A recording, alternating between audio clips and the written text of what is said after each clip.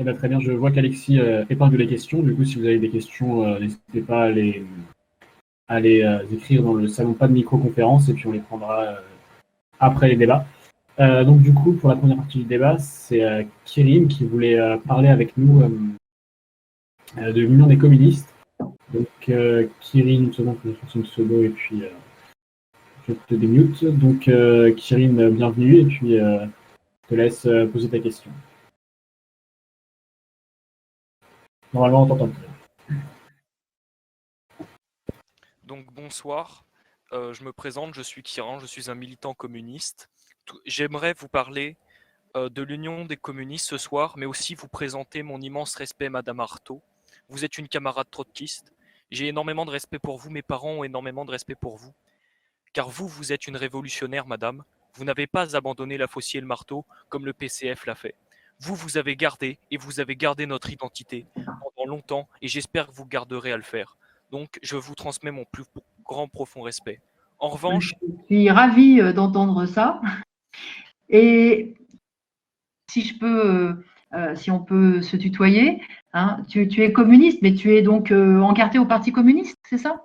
non, moi je suis encarté au PRCF, le pôle de renaissance D'accord, communiste en France. d'accord.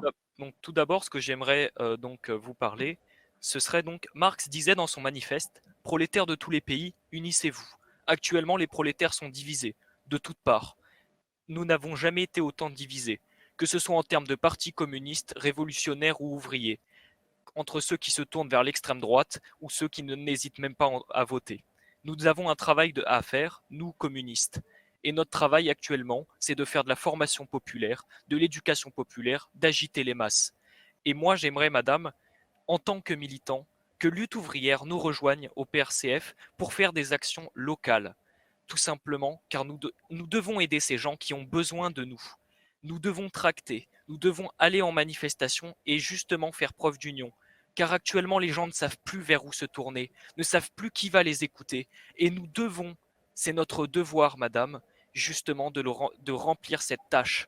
Cette tâche, c'est quoi? C'est d'aider les travailleurs et de renverser le capital. Entre marxistes, léninistes et trotskistes, nous voyons le monde de la même façon. Nous sommes révolutionnaires, nous voulons renverser le capital. Il y a quelques points qui nous différencient, mais très peu. Moi, madame, ce qu'il faut, c'est que nous agitons les masses, on s'allie, on tracte, on va en manifestation, et honnêtement, il y a largement moyen de récolter pas mal de prolétaires français. Bon, bah, oui, bah, moi je suis d'accord avec tout ça. Je suis d'accord avec tout ça. Bon, maintenant, tu me demandes d'aller sur ton terrain, de me rallier à la bannière de ton organisation. Je peux faire la même chose. Mais le problème, il n'est pas là. Et d'ailleurs, tu l'as clairement exprimé. Le problème auquel nous sommes confrontés, donc toi comme moi, hein, c'est que dans cette société hein, où l'enrichissement, la réussite individuelle est érigée comment dire, en modèle, hein, en modèle. Et puis dans cette société aussi où les travailleurs sont mis en concurrence, parce que si le monde du travail est divisé, si il n'y a plus cette conscience de classe, hein, de former une seule et même classe sociale qui doit se battre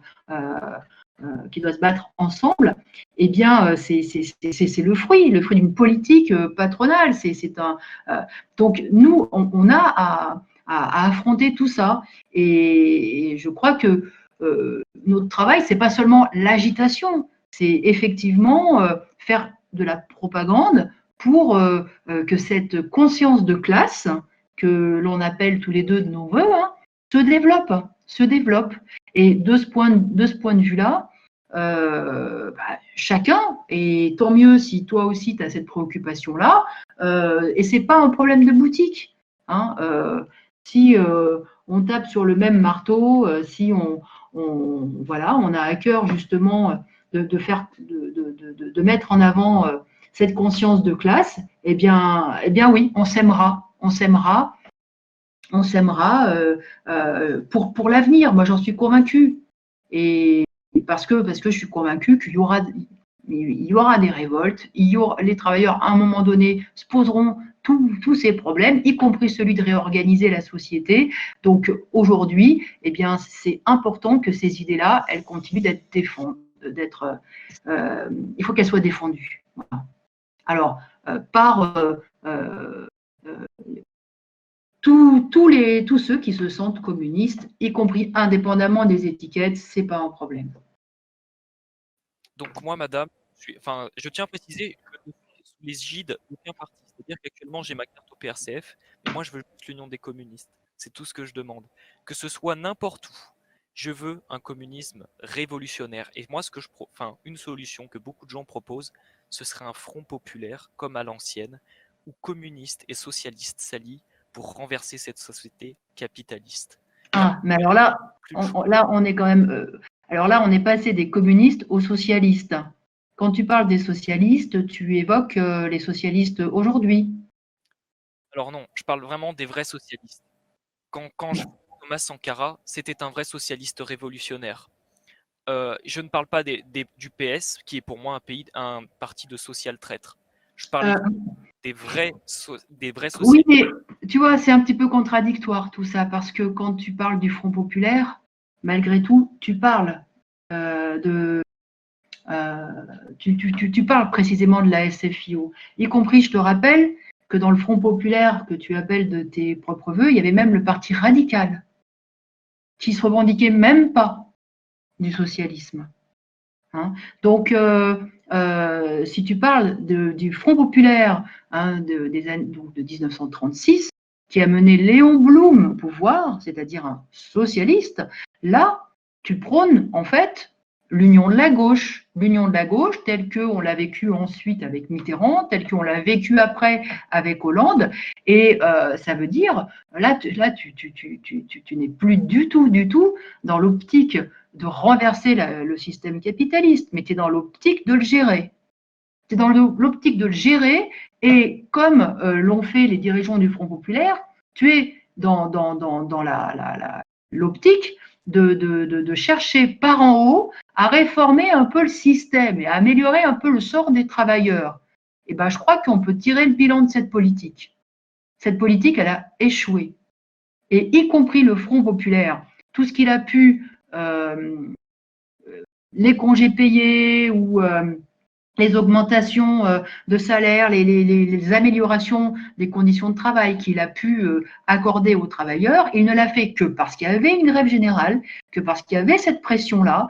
Et dès que le temps a un peu passé, y compris toutes ces avancées sociales, elles ont été reprises. Et je ne parle même pas du fait qu'avec la Seconde Guerre mondiale, la marche à la guerre, elles ont été complètement supprimées. Alors, il ne faut pas tout mélanger. Il ne faut pas tout mélanger. Alors, voilà, pour moi, le Front populaire, eh bien, ça n'a absolument rien à voir avec ce qui est nécessaire pour transformer la société. Je parle de front, je pense que je me suis mal exprimé. Un front communiste, peut-être. Moi, le Front populaire, pourquoi je disais ça? Car c'est un front qui doit être mené par le peuple, le prolétariat, pas la bourgeoisie. Qu'on soit d'accord, s'il doit y avoir une révolution, les bourgeois pourront se rallier, je n'ai aucun problème avec ça, mais ça doit bien venir du bas, car le bas est minoritaire et doit renverser est majoritaire et il doit renverser cette minorité qui nous domine depuis des années et même des décennies et des siècles. C'est ça que je pensais quand je disais Front populaire. D'accord. Bon, ben là, je suis davantage d'accord, mais le Front populaire, tu es d'accord avec moi que en France, c'est le gouvernement de Blum en 1936.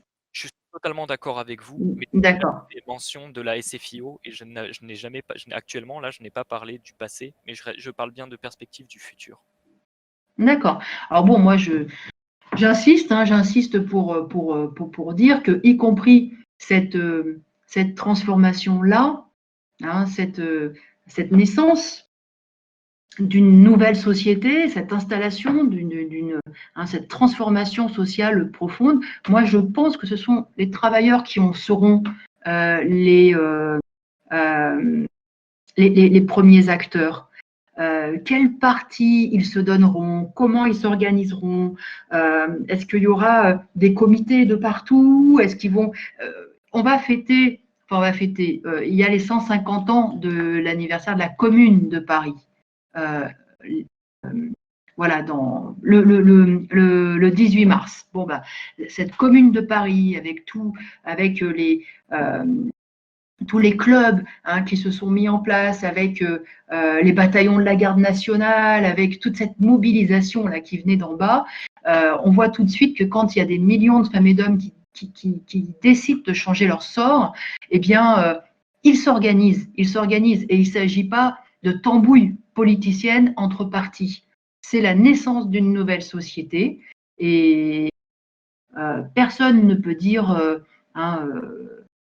quel parti en prendra la tête. En tout cas, ça ne se fera pas de cette façon-là. Mais ça se fera avec un parti révolutionnaire, c'est communiste, c'est-à-dire qui vise le pouvoir des travailleurs et qui a confiance dans la classe ouvrière, confiance dans les travailleurs, dans le fait qu'ils sont en mesure de prendre le pouvoir, de réaliser cela et de réaliser cette transformation. Sauf que, madame, pour que les travailleurs nous accordent leur confiance, il faut qu'ils soient sûrs. Il faut que tout le monde soit d'accord avec nous. Actuellement, les travailleurs sont fragmentés au sein même de l'extrême gauche et des communistes. Certains vont avoir tendance à voter pour LE, d'autres pour le PCF, d'autres pour un autre parti, un tel et un tel. Actuellement, pourquoi je parle de front populaire communiste? Car nous devons tous nous regrouper. Et comme Lénine le disait, nous devons avoir un parti d'avant-garde afin que tout cela soit structuré et que nous puissions réussir cette révolution. C'est pour ça que je propose cela. Et ce que je vous dis, et pour moi, les syndicats, par exemple, ont une importance. Avant les syndicats, en 1950, ils avaient une énorme influence. Actuellement, ils sont réduits à néant. Je le sais, à la CGT, j'y vais très souvent. Actuellement, il n'y a plus que 2-3 personnes. Que ce soit dans les UL, dans les unions locales, il n'y a vraiment plus personne qui veut se syndiquer. Pour moi, justement, on doit, partis et syndicats, nous devons faire un travail ensemble afin que les prolétaires puissent se rallier et renverser cette société capitaliste.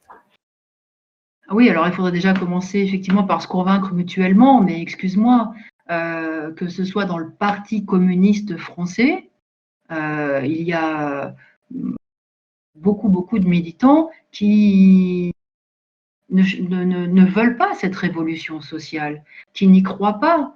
Et c'est la même chose dans les syndicats. Il y en a, y compris, qui considèrent qu'il n'y a même plus de lutte de classe et qu'il faut chercher la conciliation parce qu'elle est possible, parce qu'elle est souhaitable avec le patronat. C'est la réalité aujourd'hui. Donc, moi, je ne vois pas aujourd'hui le Parti communiste français ou même la CGT défendre l'idée qu'il faut exproprier la bourgeoisie et créer une société sur d'autres bases. Ils ont fait partie, et le Parti communiste, en l'occurrence, de différents gouvernements dits de gauche, et en cela, ils portent eux aussi la responsabilité de la trahison des intérêts des travailleurs. Ils portent cette responsabilité-là, et y compris les syndicats qui s'étaient mouillés, en l'occurrence pour faire élire Mitterrand, mais même pour faire élire Hollande, eh bien, en fait, ils ont aussi hérité de ce discrédit. Donc, je t'invite aussi à réfléchir à pourquoi le Parti communiste français, pourquoi les syndicats ont perdu autant d'audience au sein de la classe ouvrière. Et je crois que justement, leur politique réformiste, leur intégration en fait à la société bourgeoise, avec cette idée que on va essayer de faire les choses petit bout par petit bout, et puis on va concilier les choses, on va chercher le compromis, et on édulcore sa politique, et bien ça mène effectivement à finalement trahir les intérêts des travailleurs. Donc moi, j'ai envie de discuter avec ces militants-là de discuter. D'ailleurs, j'en ai au travail. J'ai un militant du Parti communiste au travail que j'essaye de convaincre de la révolution parce qu'il n'en est absolument pas d'accord. Donc, y compris ma propagande, elle, comment dire, elle s'oriente aussi vers lui. Merci Madame Artaud pour avoir répondu et débattu avec Kirin. Alors je m'excuse pour le retard accordé, parce que je suis un petit peu en retard. Je crois que c'était Samy qui avait lancé la présentation. J'ai eu un petit souci. Je m'excuse. Donc c'est moi normalement qui est l'animateur de cette session. Donc voilà, je m'excuse auprès de tout le monde, surtout auprès de l'invité. Donc on va pouvoir reprendre. Je vais laisser Rémi Lebrun prendre la parole. Rémi, si tu peux parler, on t'écoute. Oui. Je t'en prie. Vous m'entendez? Très bien. On très bien. Ok, super. Bonsoir madame. Enchanté. Donc je me présente 2 secondes. Je suis donc administrateur du Discord de Solidarité et Progrès, qui est le mouvement de Jacques Cheminade. Oui. Et donc ce que je voulais aborder, est-ce que c'est cette opposition dont vous parlez entre possédants et travailleurs qui ne possèdent pas, qui me semble ne pas prendre en compte la question du crédit. Et si aujourd'hui les grandes banques font que le crédit est l'outil des possédants, il y a eu une exception avec le fait que le CNR, le Conseil national de la résistance, avait en 1945 pris le contrôle de la Banque de France et mis à la direction de la Banque de France des représentants de la population et des syndicats, etc. Et a permis de sortir l'économie de la seule direction de ceux qui possédaient. Donc, je voulais savoir, parce que nous, depuis pas mal de temps, et là pour cette présidentielle-ci, on pense qu'il doit exister une opposition unique à l'oligarchie financière sur ce fait-là que de reprendre le contrôle de la Banque de France. Donc, je voulais savoir ce que vous pensiez de ça et du fait que ça va de pair. Et par rapport à la question internationale, je pense que c'est important. Et donc, cette question de la nation et de comment vous voyez ces questions-là, le fait de aussi libérer les pays d'Afrique francophone du joug du franc CFA, qui va de pair avec le fait que nous, on reprenne aussi notre Banque de France. Alors, bon, d'abord, quand est-ce que les ouvriers, les salariés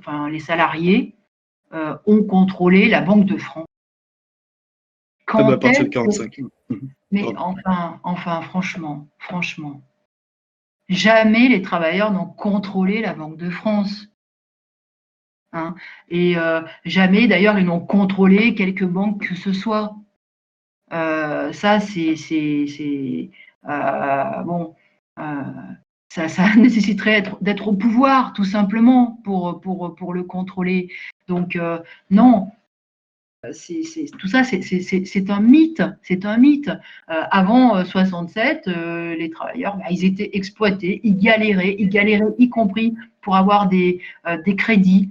Et je réagis à une chose, le crédit est l'outil des possédants. Non, l'outil de la classe capitaliste, ce sont ses capitaux. Et ces capitaux, elle les a accumulés. Elle les a accumulés au travers de l'exploitation. Alors, elle peut arrondir ses capitaux, elle peut les augmenter en recourant au crédit, mais comme tout le monde le sait, on ne prête qu'aux riches. Hein, et c'est d'abord les capitalistes qui ont accès au crédit, et ça a toujours été. Et voilà, quel que soit le mode de fonctionnement des banques centrales ou de je ne sais quelle banque, ça a toujours été. Ça, c'est ils savent d'ailleurs très très bien utiliser le petit argent qu'on a pu placer sur un compte d'épargne pour l'utiliser à leur profit. C'est comme ça que ça fonctionne. Donc non, tout ça, je pense que. Alors, je vois apparaître un petit message sur les banques coopératives, mais les banques coopératives,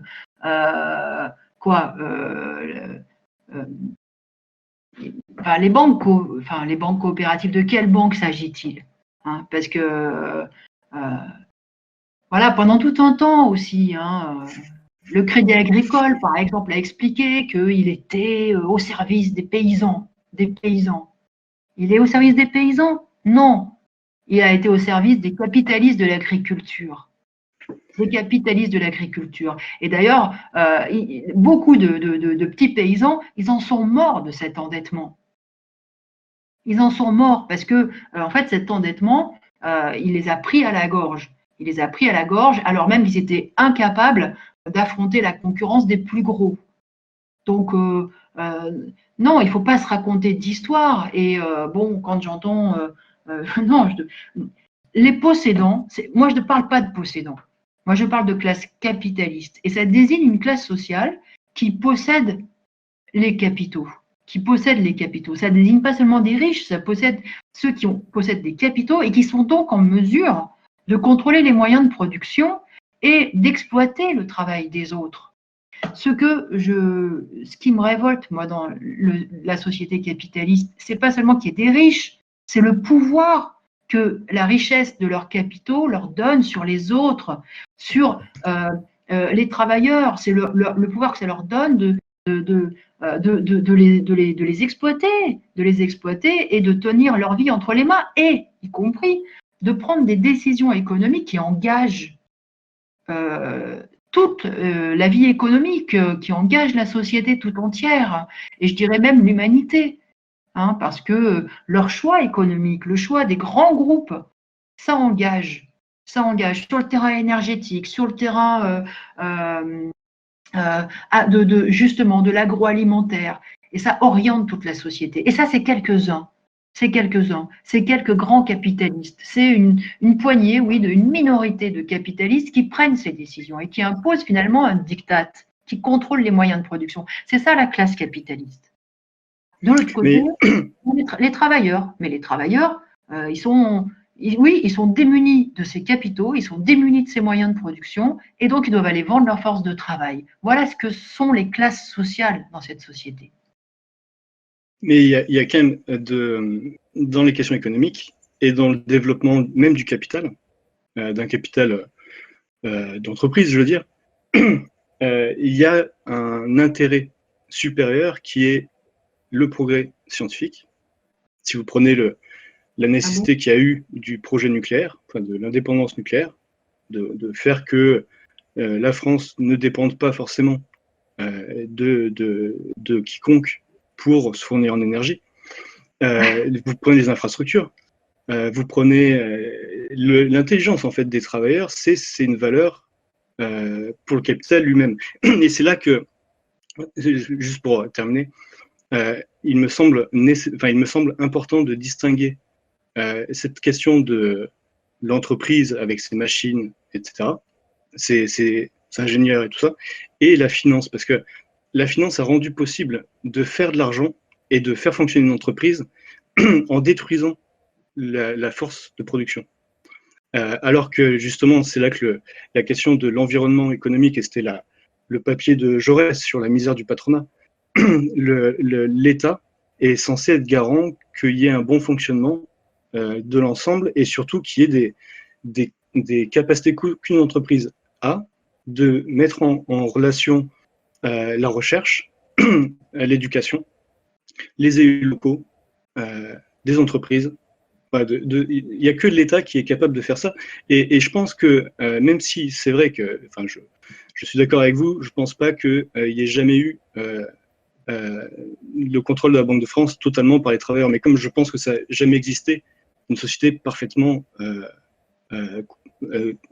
avec une population dans son entièreté mature politiquement, etc., je pense que ça n'a jamais existé encore, qui sait atteindre, mais que la question, c'est justement de comment on l'atteint. Et donc, je pense que la question de l'intelligence de la population et des grands chantiers sont aujourd'hui détruits par la financiarisation et par le fait qu'on n'ait pas la souveraineté monétaire. Alors, moi, je suis pas d'accord avec beaucoup de choses qui viennent d'être dites, parce que même l'État qui incarnerait un intérêt collectif au-dessus des classes sociales, moi je ne suis pas d'accord avec ça. L'État, c'est aussi l'État de la classe sociale qui domine. Voilà, et l'État, son gouvernement, ses institutions, eh bien, ils sont à leur service.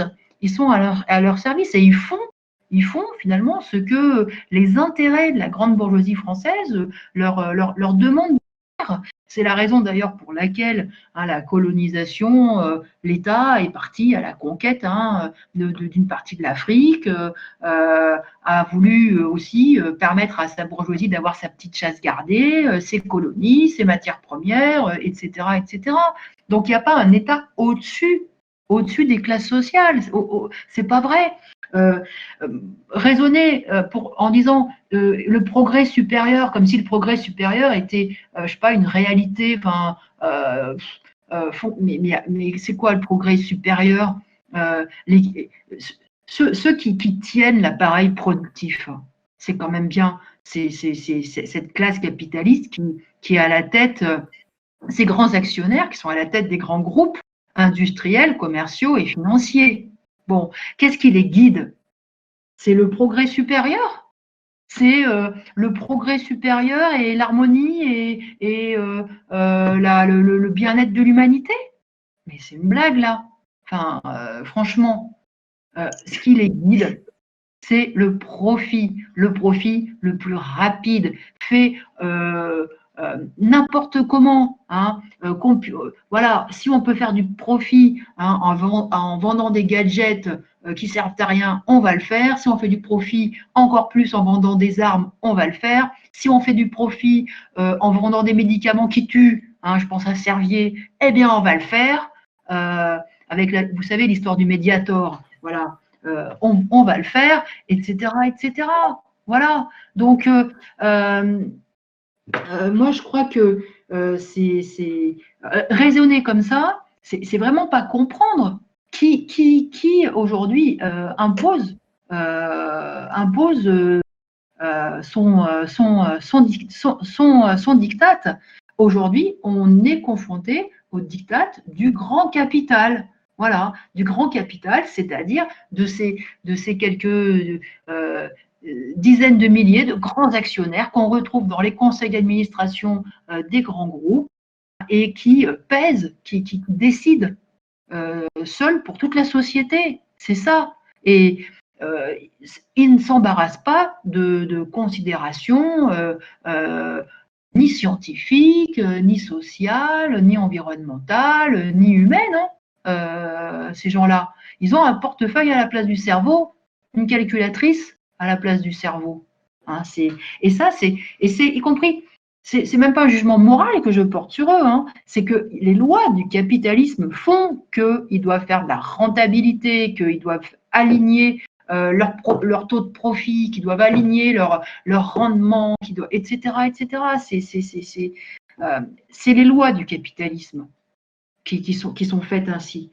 Voilà. Après, bien sûr que la financiarisation, elle s'oppose dans bien des cas à la production de biens réels et utiles à la population. Ça, c'est vrai. C'est vrai que, mais moi, je ne fais pas de différence entre le bon capitaliste industriel et le mauvais capitaliste financier, parce qu'en réalité, depuis fort longtemps déjà, ils se sont complètement entremêlés. Même un groupe comme PSA, par exemple, maintenant, c'est avec la fusion avec Fiat, le groupe s'appelle Stellantis, eh bien, il fait quasiment autant de profits avec sa banque et ses placements financiers qu'en vendant des voitures. Donc, une même famille bourgeoise, richissime, que ce soit les Mullier, les Arnaud, les Bolloré, ils ont autant d'intérêt dans la finance que d'intérêt dans la production de biens ou de services. Autant, et sans doute plus en fait, en réalité.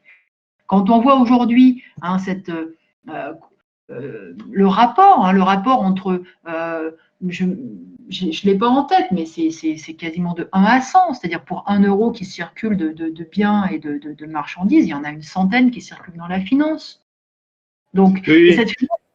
et c'est vrai que cette finance, elle finit par se retourner contre y compris les investissements productifs, parce que d'abord elles prennent leur place, et puis parce qu'elles demandent des taux de rendement qui ne peuvent plus être atteints dans une société aussi concurrentielle que celle que le capitalisme d'aujourd'hui.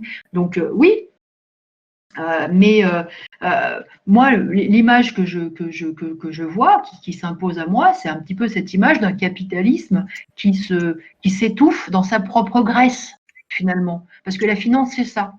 C'est tous ces capitaux qui ne trouvent pas à être investis ailleurs. Précisément parce que la planète entière a été...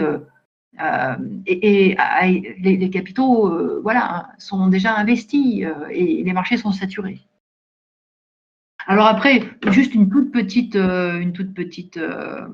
remarque, mais moi, l'histoire du nucléaire en France pour son indépendance, ça me fait quand même un peu aussi sourire, parce que bon, apparemment vous êtes contre le franc CFA et donc un des outils de l'impérialisme français, mais vous avez l'air quand même un peu d'oublier que la France n'a pas d'uranium. Et que, non, j'oublie pas. Et que l'indépendance de la France basée sur le nucléaire, c'est juste quand même la possibilité qu'a la France d'aller se servir au Niger en uranium et d'avoir une bonne dictature qui lui va bien dans la région. Non, je pourrais pas continuer beaucoup, mais juste pour vous répondre, il y a un grand scandale, c'est le fait que Macron ait arrêté le projet.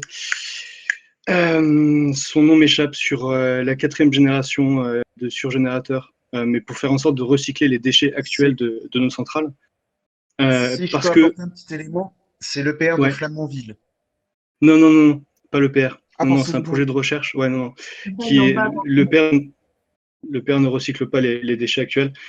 Et donc, le gouvernement expliquait que pourquoi s'embêter à chercher à recycler si aujourd'hui on peut acheter pas cher en Afrique ou en Asie centrale. Donc je suis totalement d'accord sur le fait que c'est scandaleux.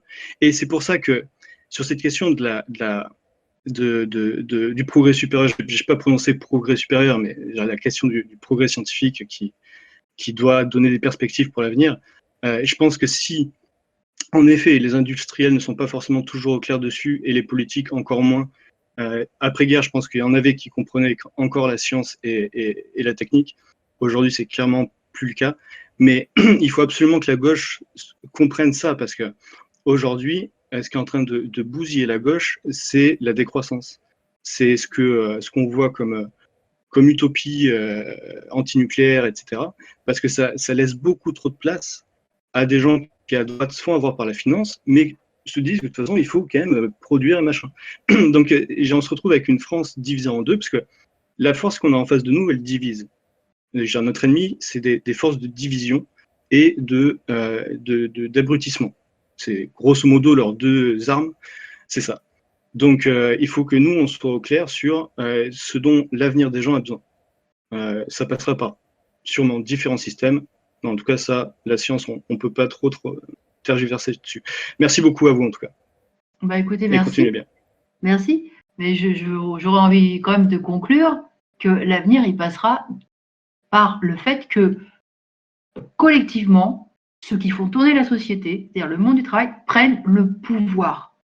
Tant qu'on n'a pas pris le pouvoir et que nous ne sommes pas nous-mêmes les maîtres des choix fondamentaux en termes de production, on pourra discuter pendant des heures et des heures, mais on parlera pour ne rien dire.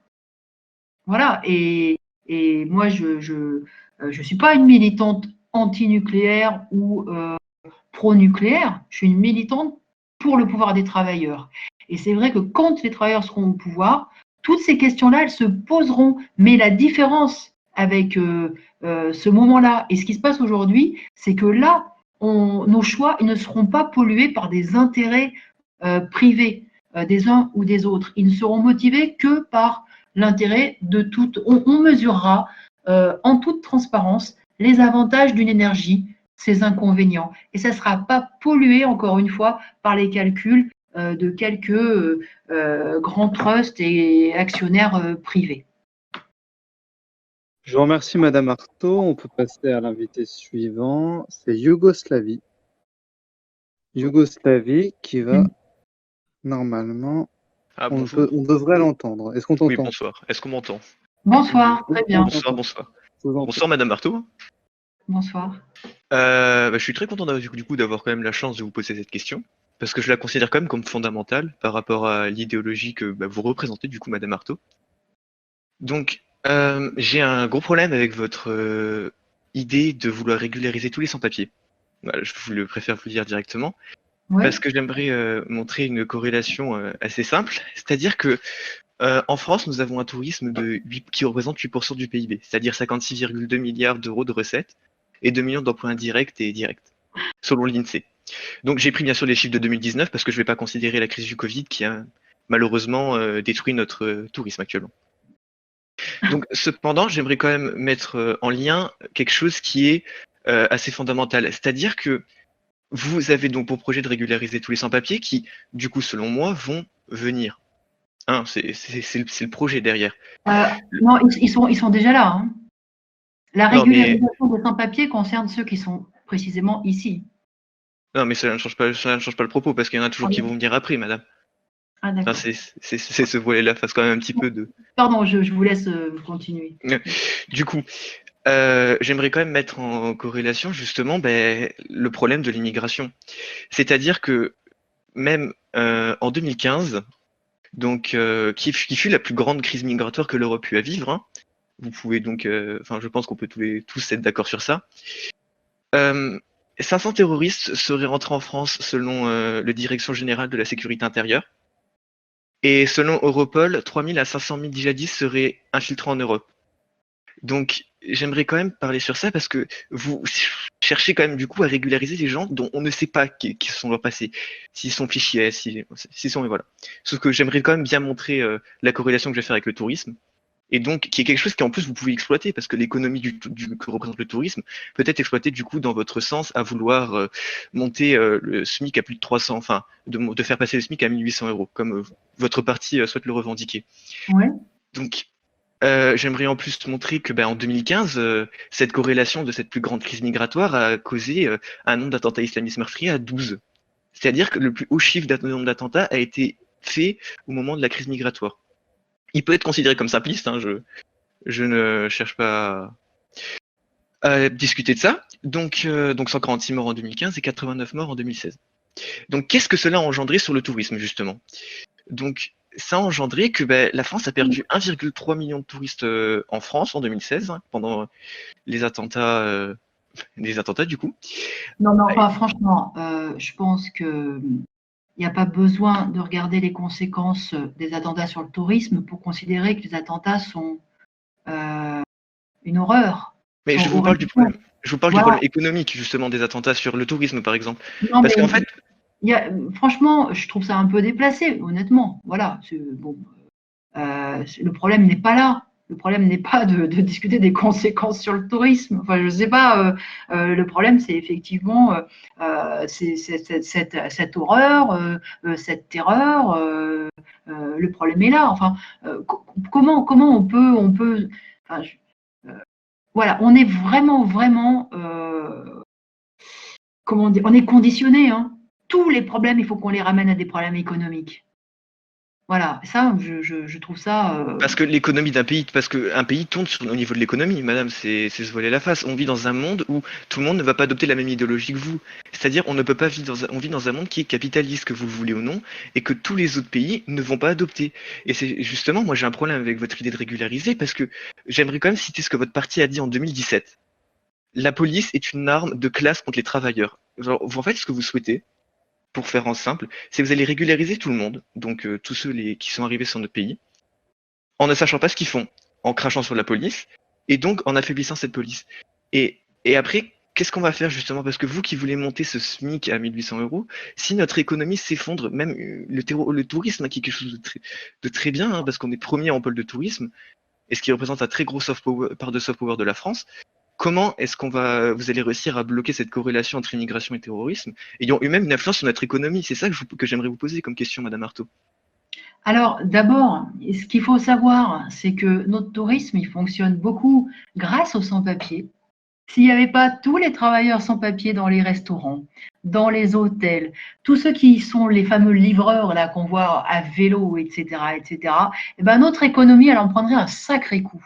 Voilà, parce que ceux qu'on appelle les sans-papiers, ce sont des travailleurs. Ce sont des travailleurs. Il y a eu beaucoup de luttes de sans-papiers, y compris ces derniers temps. Les derniers en date, qui étaient les plus nombreux, travaillaient pour Chronopost. Chronopost, une filiale de la Poste, faisait des choses très utiles, indispensables. D'ailleurs, je pense que vous-même, vous avez déjà dû utiliser les services, en fait. Oui, mais je ne vois pas le rapport avec le tourisme, en fait, madame. Ah ben, puisque vous prenez la question sur le terrain économique, moi, je vous dis que les sans-papiers, ce sont des travailleurs qui sont l'aile marchande de ce secteur touristique auquel vous êtes si intéressés. Donc voilà, les sans-papiers, ce sont des travailleurs, ce ne sont pas des terroristes, ce sont des travailleurs. Et moi, je suis choquée, très choquée, d'entendre ah oui, alors en même temps, vous dites, bon, c'est simpliste. Oui, c'est simpliste, mais ce n'est pas que simpliste. Faire l'amalgame entre les immigrés et les terroristes, c'est crapuleux. Voilà, c'est pas simpliste, c'est crapuleux, c'est dégueulasse même, je dirais. C'est pas crapuleux, moi je vous cite ce que la DGSE vous dit. Hein. Parce que justement, quand on regarde très précisément les auteurs des attentats, on peut prendre les frères Kouachi. Hein, ils s'étaient installés en France et beaucoup de ces auteurs d'actes terroristes, ils étaient installés en France et souvent nés en France, grandis en France. Voilà, c'est ça la réalité du terrorisme qui aujourd'hui qui a frappé le pays. C'est pas la peine de mélanger ça avec les immigrés en général et avec les sans-papiers. C'est pas la peine. Et non seulement c'est pas la peine, mais c'est faux. Alors bien sûr que les terroristes ils vont utiliser tous les moyens pour faire leurs méfaits, bien sûr. Mais moi ce que je sais, c'est que parmi tous ceux qui ont fui la Syrie, l'Irak en 2015, la plupart fuyaient précisément les terroristes. Ça avait été les premiers à le subir, les premiers à en crever, à voir leur famille mourir du terrorisme et les amalgamer, faire comme si c'était des terroristes. Je trouve ça crapuleux. Voilà. Alors oui, moi je suis pour la régularisation des sans-papiers parce que moi je suis pas née avec des papiers à graffer aux fesses. Voilà. Et aucun d'entre vous, ni vous, ni personne. C'est le hasard qui nous a fait naître là où nous sommes nés. Alors bien sûr, nous, on peut dire ah ouais, mais il ne faut pas qu'ils viennent chez nous. Bon, mais pourquoi? Parce qu'on est dans un pays riche et que on profite des miettes que les plus riches veulent bien faire tomber de leur table. Donc on se sent bien et puis tant mieux que moi ce que je vois, c'est que si j'étais née et j'aurais pu naître n'importe où dans le monde, j'aurais pu naître en Éthiopie, en Érythrée, j'aurais pu naître en Somalie.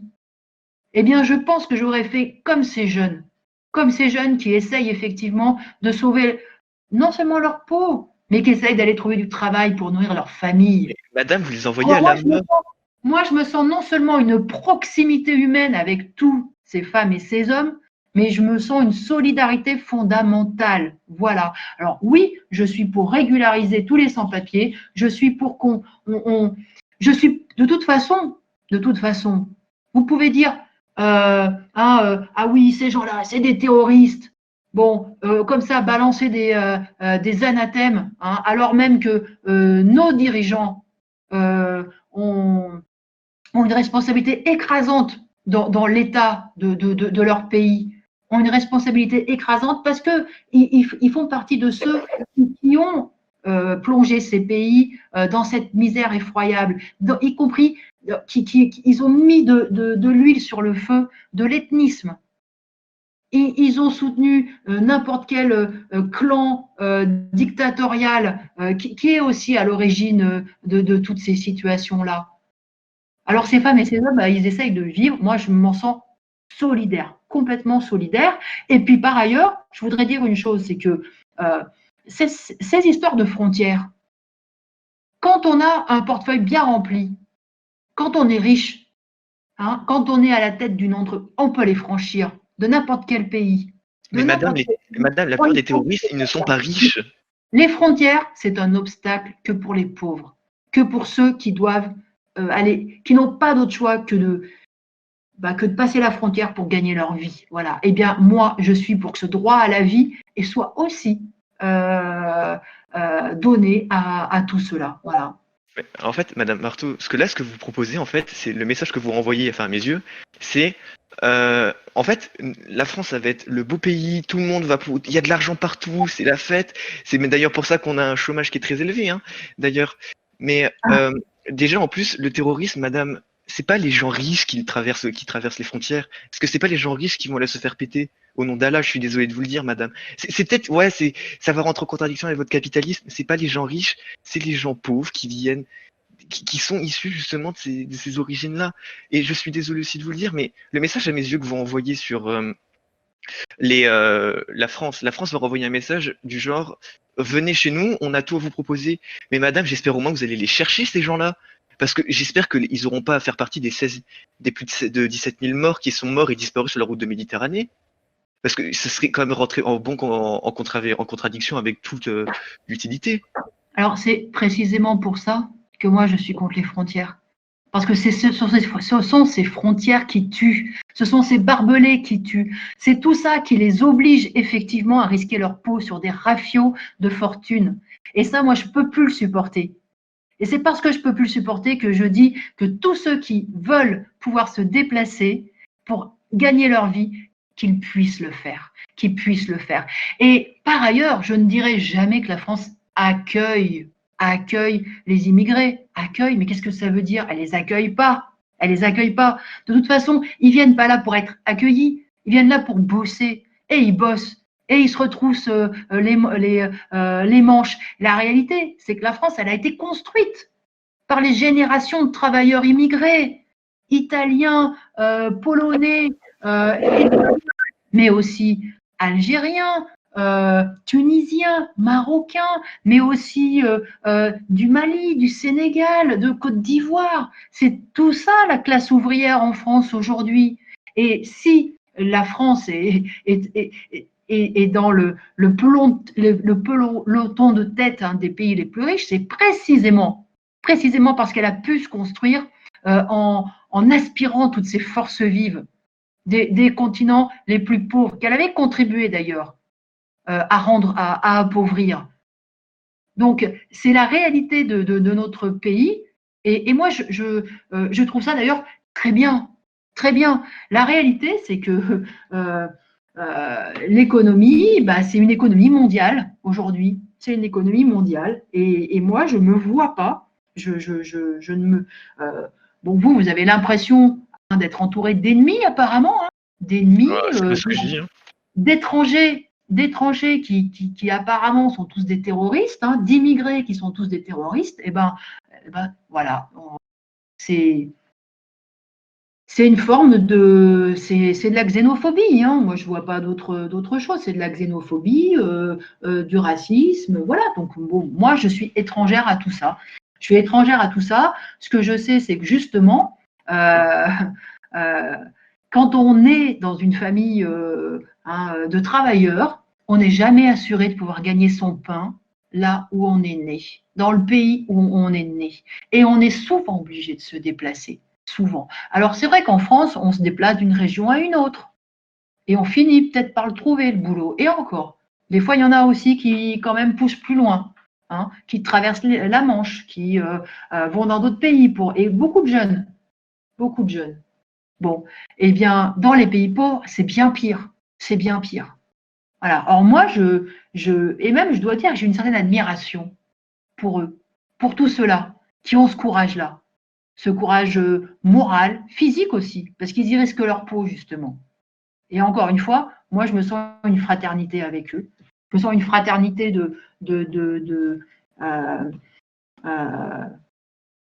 une fraternité parce qu'ils font partie de la classe sociale dans laquelle je suis, tout simplement. Mais encore une fois, ce sont des travailleurs. Ce sont des travailleurs.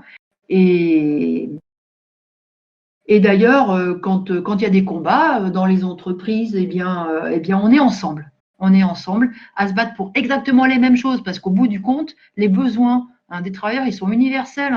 Ce sont les mêmes dans tous les pays. C'est un emploi, c'est un salaire, c'est une retraite, c'est de quoi élever ses enfants, c'est de quoi se soigner. Et ça, on peut faire tous les pays du monde. Eh ben, les travailleurs, ils sont confrontés exactement aux mêmes problèmes et aux mêmes combats. Eh bien, moi, c'est exactement ça que je veux faire réaliser et faire comprendre. Je vous remercie, Madame Artaud, de votre intervention. Donc, Yougoslavie, son intervention s'arrête ici. Je vais remercier donc Madame Artaud et nos 3 débatteurs d'avoir nous avoir offert ce petit moment. Donc, ils avaient 15 minutes chacun. Je ne sais pas si on l'avait dit au début. C'est 15 minutes pour chaque intervenant. Donc, on va passer aux questions. Donc, on a